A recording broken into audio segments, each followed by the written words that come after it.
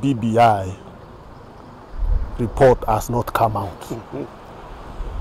So any preemptive discussions on a report that has not come out is for me suspect.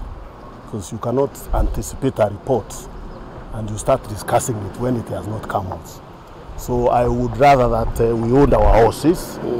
When the report comes out, then we can, in a conclusive manner, be able to give our opinions.